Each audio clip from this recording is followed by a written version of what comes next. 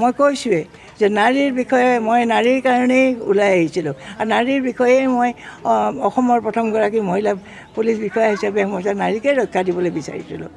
কিন্তু এতিয়া নাৰীক কিমান ৰক্ষা পুলিচে দিব পাৰিব? ইমান সহজ কথা নহয়। কাৰণ প্ৰত্যেকজনী নাৰীৰ লগত এজন এজন পুৰুষ থাকিলেও নাৰীক ৰক্ষা কৰিব নোৱাৰিব যদি নাৰীয়ে নিজৰ ৰক্ষাৰ কথা চিন্তা নকৰে।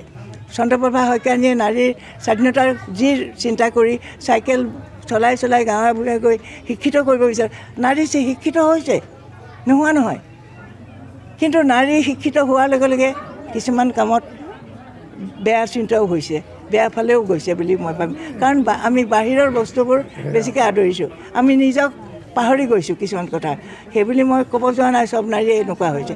সকলো নাৰী, কিছুমান নাৰীয়ে আমাৰ নিজক ৰক্ষা কৰিব পাৰিছে, ধৰ্মৰ ৰক্ষা, হেৰিকৰ ৰক্ষা, নিজক ৰক্ষা, জাতিৰ ৰক্ষা চব কৰিছে। কিন্তু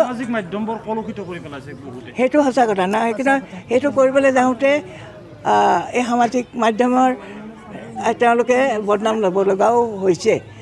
এটাই অনুৰোধ কৰিব খোজোঁ, মানে মাতৃসকলক বিশেষকৈ, যে তেওঁলোকৰ সন্তান মানে ছোৱালী ক্ষেত্ৰতে কৈছোঁ, তেওঁলোকে কেনেকুৱা ধৰণৰ পোছাক পিন্ধিছে সেইটো অন্তত তেওঁলোকে তাত গুৰুত্ব দিব লাগে।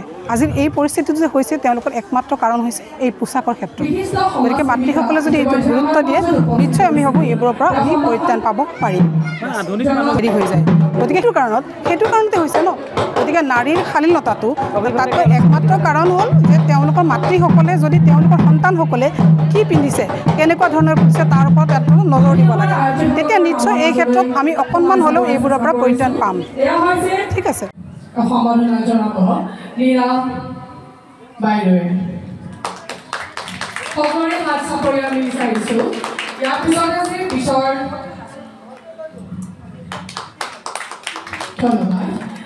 গতিকে মই ভাবোঁ ভৰি নচুৱাই নাথাকিলে দেহাৰ শক্তি নাহে।